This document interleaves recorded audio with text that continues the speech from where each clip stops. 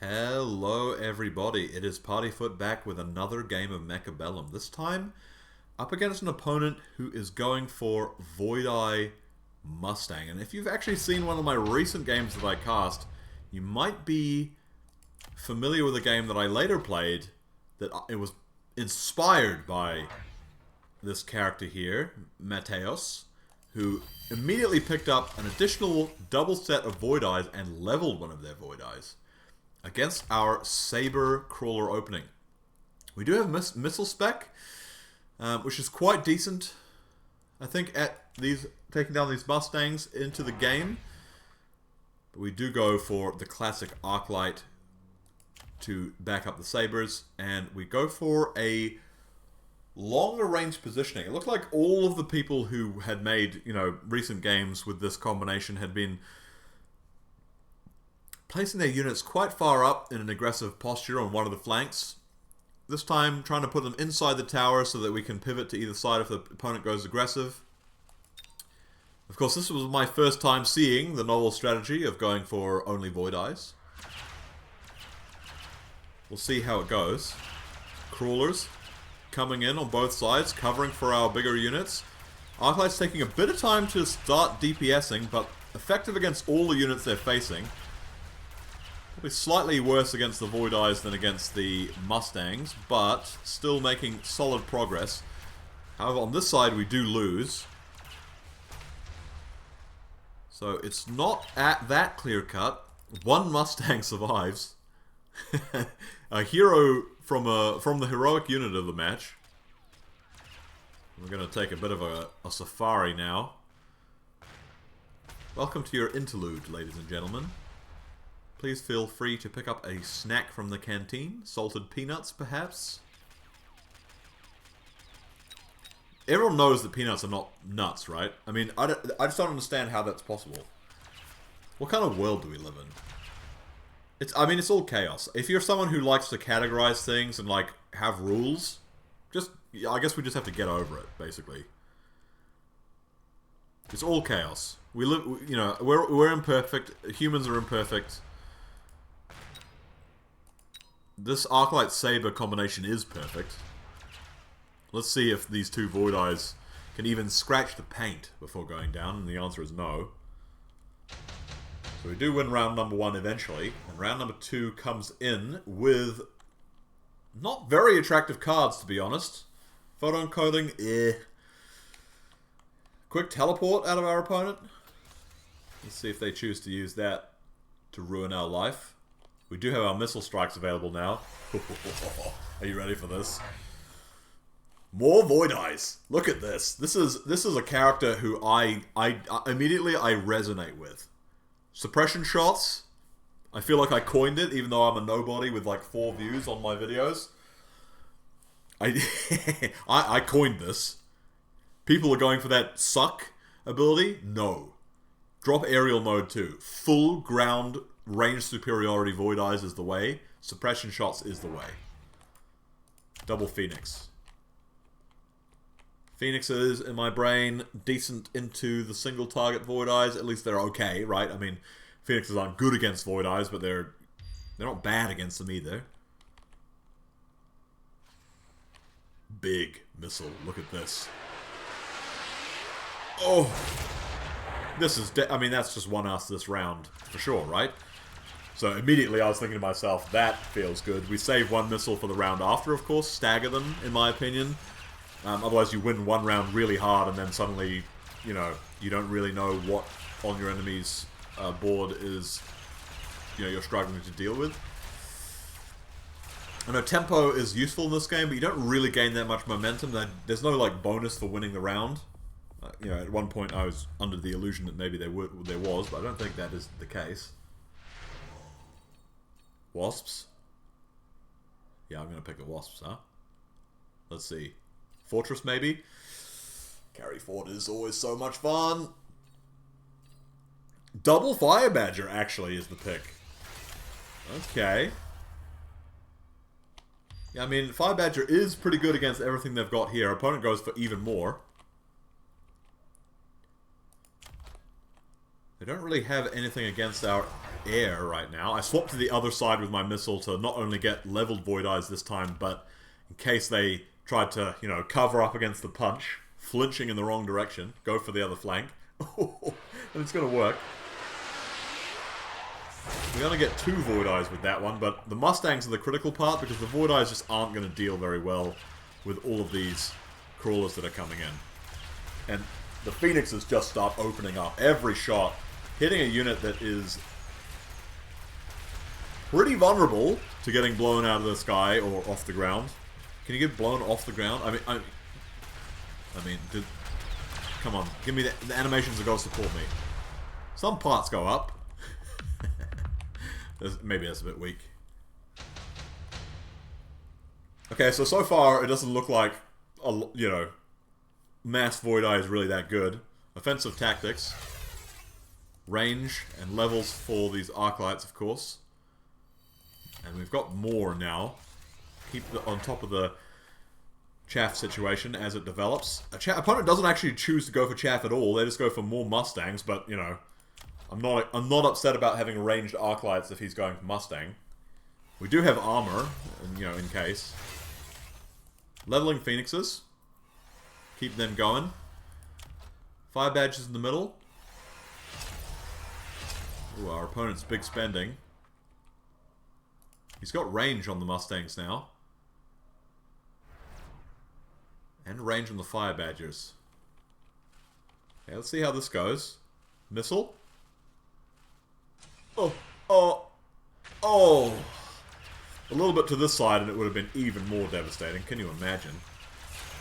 Alright, this Arclight, let's see. Can you do it, buddy? Can you make a huge concave over here? But these ranged Arclights, and we are losing the Phoenix potentially to these Mustangs, but no, we do clear them out fast enough.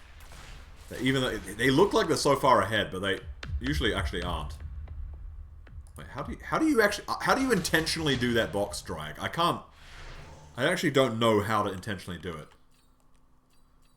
Steel ball production, Wasp Swarm, laser sights, actually all pretty good. Vulcan's Descent, maybe I'm a little bit less attracted to. Probably great in some situations. There it is. It's control, so it's my inadvertent control clicking that's happening. More Arclights to counter these Mustangs. They've gone for electromagnetic armor? I actually don't think I noticed this in the game when I was playing it. I don't think I care. I mean, I guess losing range on the Arclights is going to make them wander in a bit, which is going to be a bummer. Oh no. Oh, okay. Our opponent does get a double shield going to prevent that missile from taking down even more of his guys. Wasps will in our back to be on the defensive side, but our opponent sneakily puts it on the flank where it will survive. Missile in the middle slows one of the fire badgers. Our missiles just slip in underneath his shields too, so do still get a bit of value, although maybe not as much as they could have. These leveled fire badgers actually doing a pretty good job of tanking the opposing fire badgers, but the wasps coming in on the flank, taking down the tower at a critical moment. We're just folding like a pancake. I mean, I assume a pancake, you know, I don't actually think I've ever folded a pancake, but I assume the force required to fold a pancake is minimal. Like a child could do it, right? Like, can I get a hell yeah in the comments if you also believe a child could fold a pancake? Anyway. Okay, so I guess we're not really losing to the Void Eyes here, we're more losing to the flanks. Didn't really see the impact of the electromagnetic armor in that round either. 4 Hounds, level 2. Oh, just so attractive. Marksman for our opponent. And that was just a temporary spell, so no commitment out of our opponent to make that flank happen. We distribute the Hounds around the board. They're probably going to need range to thrive, because these Void Eyes are already quite established. And anything that walks into them that they can shoot in one tap is going to be pretty ineffective. Couple Scorpions with range is the choice. Putting them out on the flanks. Try and deal with these big clusters of units, as well as these Fire Badgers, which are pretty vulnerable to Scorpion. And of course, a bit more chaff rarely hurts. A little bit more in the middle, just to get a little bit of late chaff. Missile comes down on this side, grabs another leveled Mustang pack. Our opponent must hate that we keep doing that. Our new hounds going down immediately, which I guess a little bit sad to see. These Fire Badgers doing good, but leveled marksmen in the back actually taking them down fairly promptly. And then it's our wall of Arclights, and they do start wandering in after they make that first strike on a Void Eye. Yeah, look at that. So that is quite effective. Will we get the tower in time to fight these guys down? Or will we lose too much before that happens? We will have one Phoenix left, and it looks like we are going to be pretty lucky here, because although... Oof. Ran out just in time. I think we should be able to take this guy down. Although, could be the timing could be really bad here. 2 level 3 marksmen. And one of them is already on our Scorpion. It's over. Hang on, it's over. Oh, or is it? Yes, it's over. And now he's just being cruel. This is the sniper from Inglourious Basterds, the Nazi sniper. We're rooting against him because he's our enemy, of course. In this case. Taking down our helpless Fangs as they march forward. Boasting of a huge kill count later. Super Supply comes out. Round 7 is not the earliest it can come out, I don't think. So I was a bit ooming and ahhing there. Intensive training. 2 levels for Scorpions on the flanks. They did alright. Figure I'd continue to invest in them. Electromagnetic shot on the Marksman. Our opponent actually has no chaff. Sometimes I look at what they have at this point and go like, am I struggling to beat this guy? I mean, I guess so far I have a bit of health up my sleeve. Don't get me wrong, I do love what he's doing here. Just go for more Void Eyes, man. Like, Void Eyes, Void Eye range. I mean, he hasn't actually gone for literal range yet. Mustang, Void Eye. It's actually a pretty good combination. Something to clear out the chaff a bit more efficiently. Marksmen to take down anything big that comes in the sky. Now, poor hounds. Look at that. 0-0-0 on the board. What about these guys? They've fared a little better. Sometimes life's cruel, man. You just spawn in the front row of a Mechabellum game, facing a massive wall of upgraded Void Eyes. I mean, you know, you've got to have empathy for that.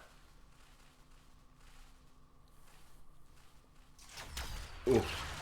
I mean, it looks like the crawlers are doing a pretty good job of trying to absorb those shots. The timing's almost there, but yeah, now it's taking no time at all to take down those Fire Badgers who aren't getting in at all, so we probably should sell. How are these going down so quickly?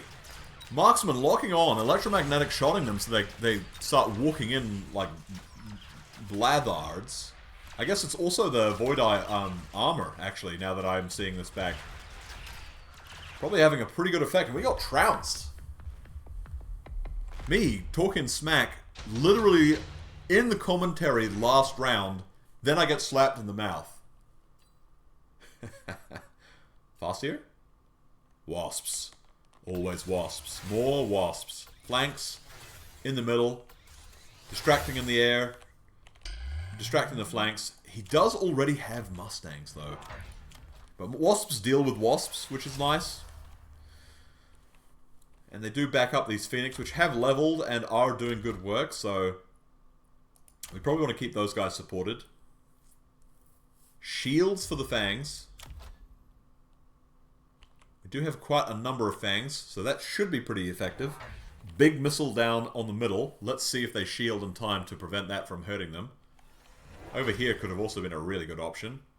Of course, wasps can't dodge missiles, so with shields, that so to speak, they could maybe literally dodge them with a beacon. Okay. Conditioned him to shield on this side. Will he shield the middle? Let's see. Always important to mix up where you're shooting to keep your opponent on their toes, keep them guessing. They don't want to put down shields on every single valuable unit that they have. They just want to get the one where you're going to drop the missile. So if you can keep it unclear what you're going to strike, you should get the best value. This marksman's going to live, which is annoying. Another ranged Scorp for the middle. Try and bolster that midline against the folding pressure which we're facing. Alright, let's see. Big hit, takes down those middle Mustangs. More chaff here. Like we we went for the slow chaff, but it gets behind all of our units. The electromagnetic shields is actually causing a lot of delay to our uptime here. Causing our units to wander forward like absolute numpties into the fire. Meaning that most of our fangs die without really making the impact that they would like to. One Phoenix still alive over here. Goes down. Okay. And now it's the wasps on the enemy's side that are counting out as chaff in the end. Our opponent evens out the game in the 9th round, or the 8th round. Going into the 9th round. Additional deployment slot. No-brainer, as I've said before. Not that it's a no-brain choice, but that I don't use my brain when I pick it.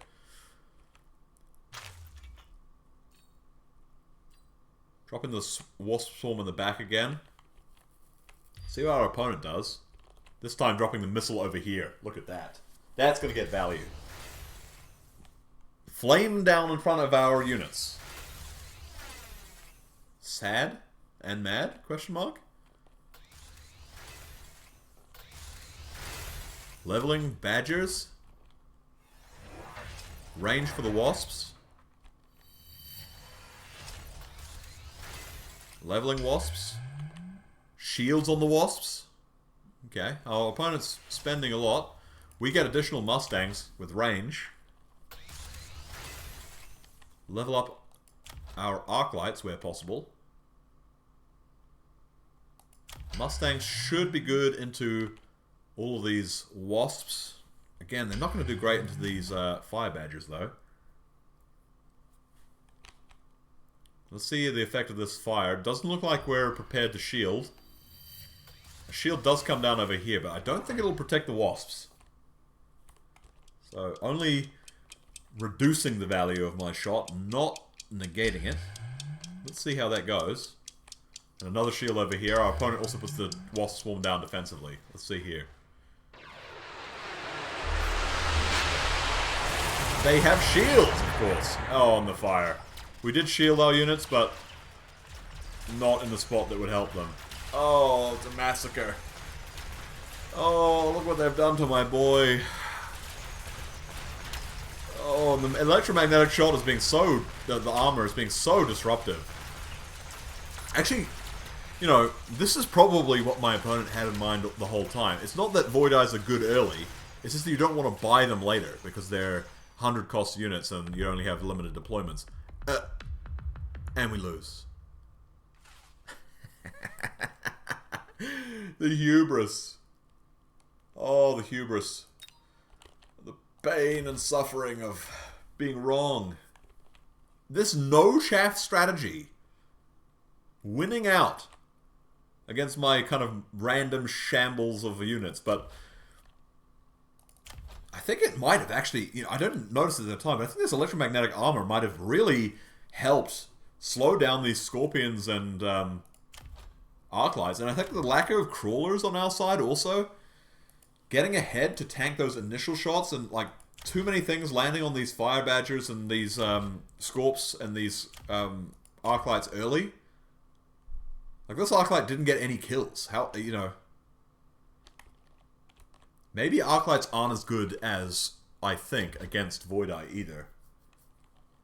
I mean, obviously I don't think they're good in a 1v1, but I did have quite a lot of chaff here, and I thought to myself, well, you know, he's basically just got Void Eye. He's not going to get through all these shielded fangs, right? Well, turns out that's not the case. So yeah, well, our opponent turning it harshly against us here. What would you have done in this situation? Let me know in the comments below. This has been Partyfoot for another game of Mechabellum. This time, thinking in a high and mighty sense that I was all over this. It was over. There was no chance for my opponent, who didn't go for any chaff, and suffering as a result. I'm sure I could have pulled this out in another round, right? Maybe? Right? Maybe? Right? Maybe something like Vulcan? Am I exposing myself by even suggesting it? Vulcan would surely take this down quickly, eh? Fire? He's put down a lot of shields. He wasn't afraid to invest in shields, and the missiles were making him buy shields more readily too, so maybe a fire switch wouldn't have worked. I don't know. What do you guys think?